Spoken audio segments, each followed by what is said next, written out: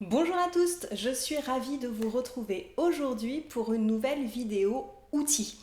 Et je vais vous parler de l'écriture non linéaire. C'est parti!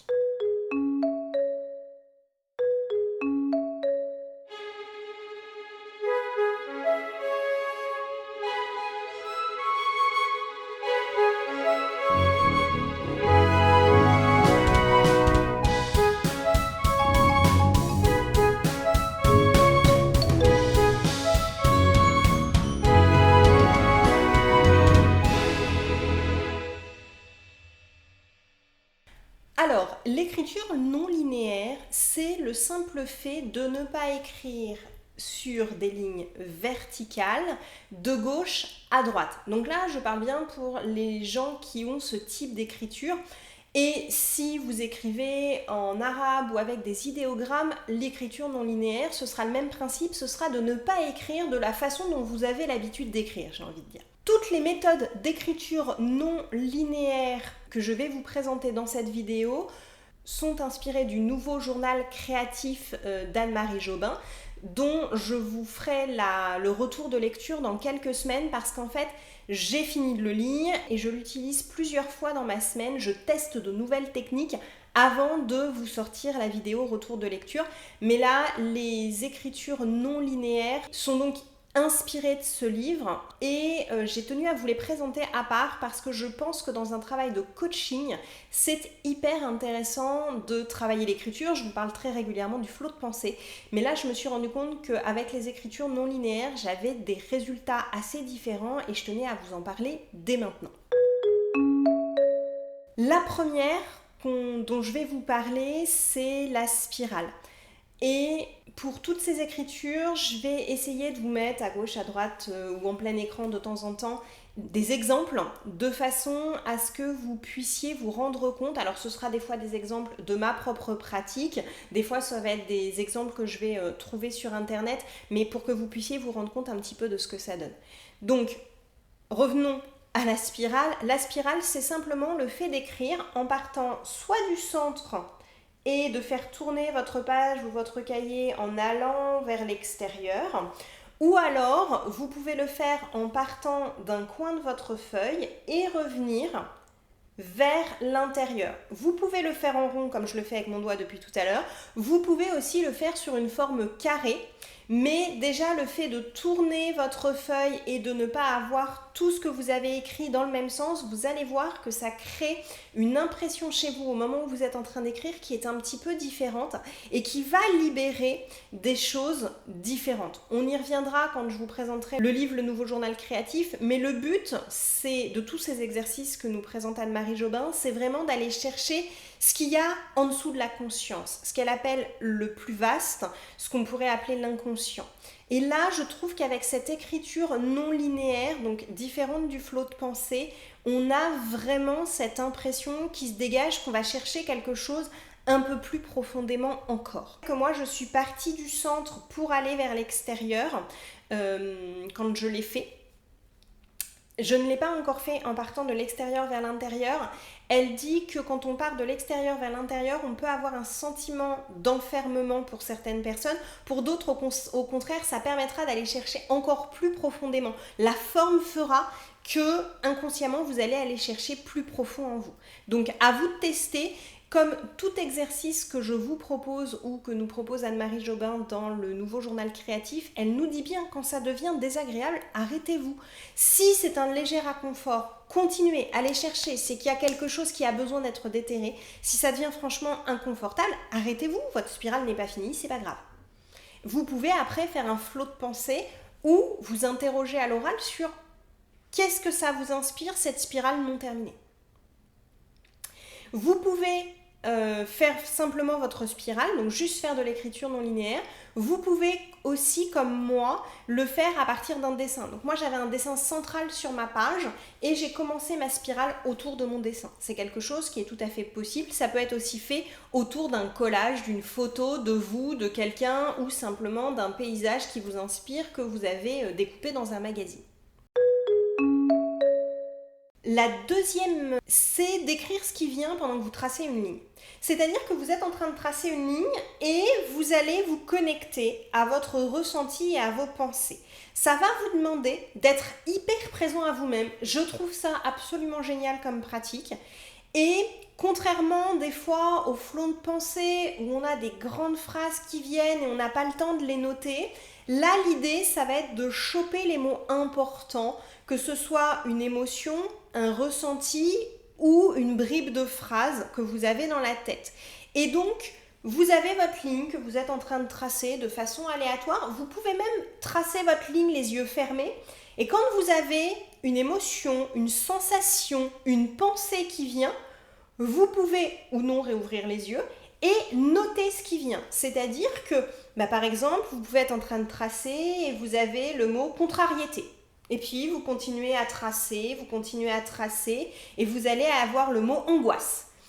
Ça peut être des fois des choses plus légères. Vous allez avoir le mot soleil, le mot printemps, le mot... Mais voilà, ça va vous permettre de vous connecter à vous-même. Donc, certaines personnes seront plus dérangées de le faire les yeux fermés. Faites-le les yeux ouverts en fixant la pointe de votre stylo pour vous concentrer sur le moment présent. Et écrivez quand quelque chose vient. Que ce soit une pensée, un ressenti, une émotion, que ce soit agréable ou désagréable, écrivez-le. Et puis quand vous avez fini d'écrire ce truc-là, ça peut être un mot, deux mots, une phrase, reprenez votre ligne. Et après, soit vous laissez les choses comme ça vous aura permis de vous connecter à l'instant présent pendant 2, 3, 4, 5 minutes. Vous pouvez vous mettre un minuteur si vous avez peur de faire quelque chose de trop rapide. Ou alors vous vous arrêtez quand la page est très très pleine, par exemple. Quand vous avez rempli votre page, que vous trouvez qu'elle est bien pleine. Et après, soit vous laissez le truc comme ça, soit ça a été des émotions et des sensations et des pensées très désagréables. Pourquoi pas brûler votre dessin s'il n'est pas dans un carnet ou découper la page, la déchirer. Ou alors, vous pouvez vous en servir de point de départ pour un autre exercice, c'est-à-dire venir par exemple surligner les mots qui ressortent, qui sont sur les mêmes thématiques ou des choses comme ça. Mais vous allez voir que ça va énormément vous connecter au moment présent et c'est un exercice que je trouve assez facile à faire et qui va permettre, dans nos vies où l'on est toujours à 100 à l'heure, de se poser 2, 3, 5 minutes avec soi. En plus, ça prend pas beaucoup de temps. Vous pouvez vous mettre un minuteur et vous dire, allez, je prends 2 minutes, 3 minutes pour aller chercher comment je me sens. Et des fois, la peur de la page blanche fait qu'avec un flot de pensée, on n'y arrive pas.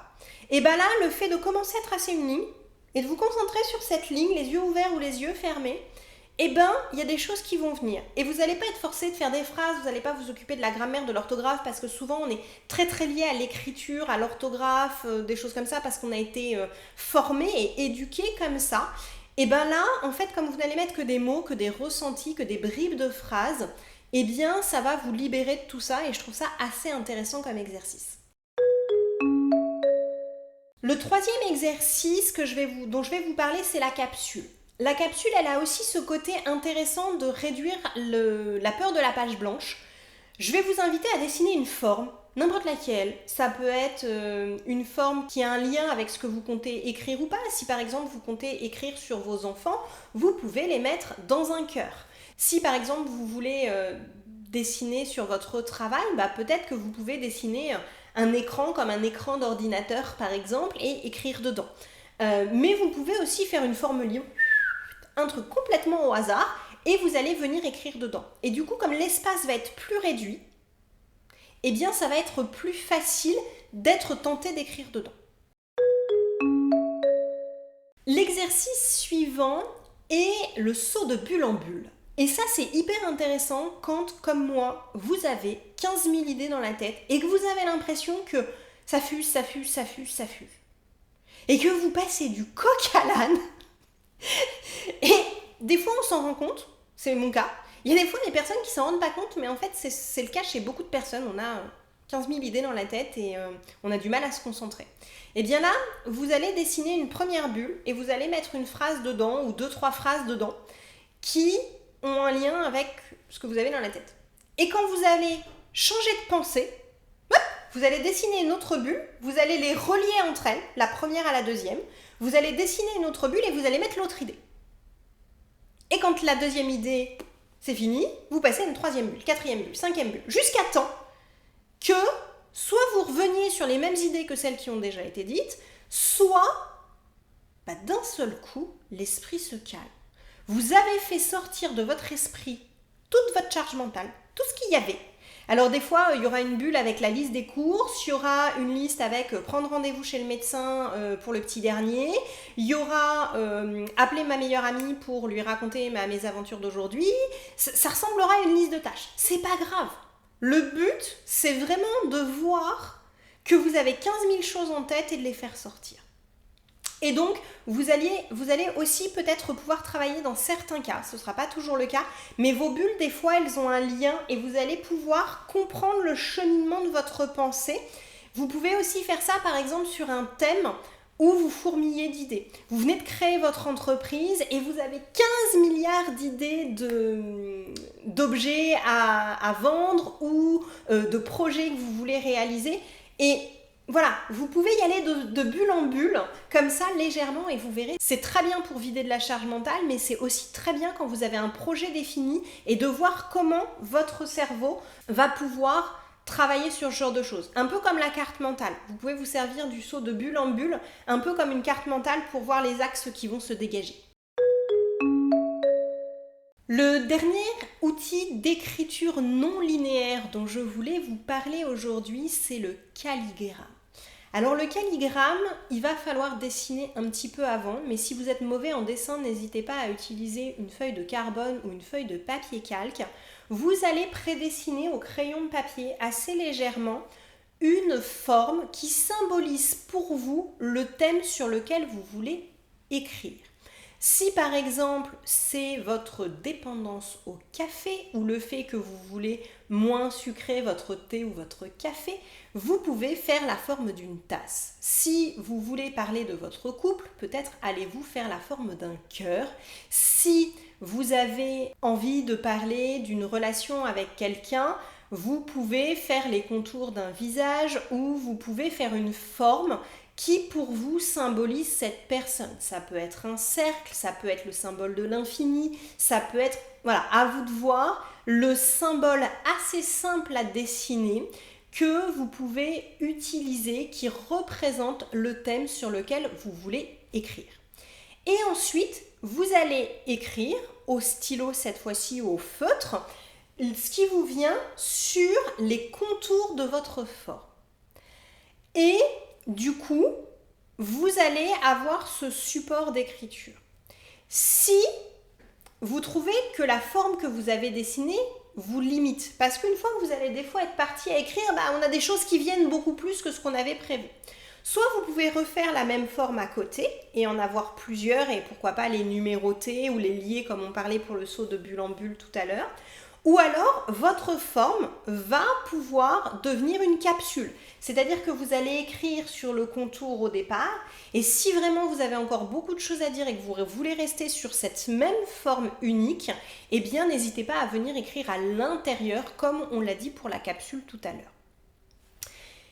Donc, ça peut pour certains être limitant et ça peut être très bien parce que ça va vous permettre de voir ce qui sort en premier. Quel est le premier jet sur ce thème ? Ou si vraiment vous trouvez ça frustrant de ne pas pouvoir continuer à écrire, soit vous pouvez partir en spirale autour. Par exemple, si vous aviez un cœur, ce que j'étais en train de faire, j'y avais pas pensé, ça m'est pas arrivé moi, mais vous pouvez continuer à faire la spirale autour de votre cœur. Et donc vous allez avoir la forme creuse au milieu et vous allez continuer à écrire autour. Vous serez parti d'un calligramme, vous avez besoin de plus de place, vous partez en spirale. Mais en gardant non plus une forme vraiment de pure spirale, mais en continuant à redessiner le même calligramme encore et encore autour. Deuxième chose, vous servez de votre calligramme comme d'une capsule. Vous venez écrire à l'intérieur. Donc, même chose, soit vous pouvez repasser en écriture verticale, ce que je ne vous conseille pas forcément, parce que si vous avez beaucoup à écrire, c'est peut-être le fait justement d'être en écriture non linéaire qui va vous aider. Et bien là, dans ces cas-là, peut-être faire l'intérieur toujours en forme de cœur. Donc soit vers l'extérieur, soit vers l'intérieur. Suivez votre envie en fait. Ne vous limitez pas à ce que je vous dis. Vous pouvez aussi tout à fait mélanger, comme je vous le disais, faire un calligramme et après à l'intérieur, vous en servir comme d'une capsule. vous pouvez commencer en calligramme et continuer en spirale vers l'intérieur ou vers l'extérieur si vous n'avez pas eu assez de place. Donc voilà. Et partez de formes simples. Le but n'est pas d'avoir une forme absolument parfaite. Tout est possible. Tout est mélangeable et c'est ce que j'ai beaucoup aimé, on en reparlera dans le nouveau journal créatif d'Anne-Marie Jobin. Mais là, ce qui m'intéressait vraiment, c'était l'écriture parce que je sais que pour certains, démarrer un flot de pensée, c'est difficile et je trouve que les écritures non linéaires sont des super points de départ quand on a du mal avec la page blanche ou le fait de se dire mais de quoi je vais parler. Donc là, choisissez un thème ou partez d'une bulle et voyez où ça vous mène. Si vous avez déjà utilisé certaines de ces techniques d'écriture non linéaire, n'hésitez pas à venir nous expliquer ce que ça vous apporte ou si vous en avez d'autres des techniques d'écriture non linéaire, à venir nous les présenter dans les commentaires. Moi, ça m'intéresse d'en découvrir d'autres, de découvrir vos ressentis sur celles où je les ai testées une fois, j'ai moins aimé, mais voilà, vous allez peut-être me dire que ah non, vous c'est top, ça vous sert à ça, et je vais me dire ah tiens, moi dans tel domaine ça pourrait être bien. Donc déjà, rien que pour moi, merci de vos partages, et je suis certaine que ça pourra aider d'autres personnes que moi d'avoir un autre avis que le mien. C'est toujours intéressant d'échanger sur ce genre de choses et sur ce genre d'outils, sur ce qui nous apporte, comment on les met en place. Donc n'hésitez pas à laisser des commentaires. Voilà, c'est tout ce que je voulais vous dire aujourd'hui. J'espère que ça vous donnera des idées et l'envie d'écrire sur autre chose que des lignes droites. Et moi, je vous souhaite une belle soirée ou une belle journée en fonction de l'heure à laquelle vous m'avez écouté. Et je vous dis à très vite pour une nouvelle vidéo. Au revoir!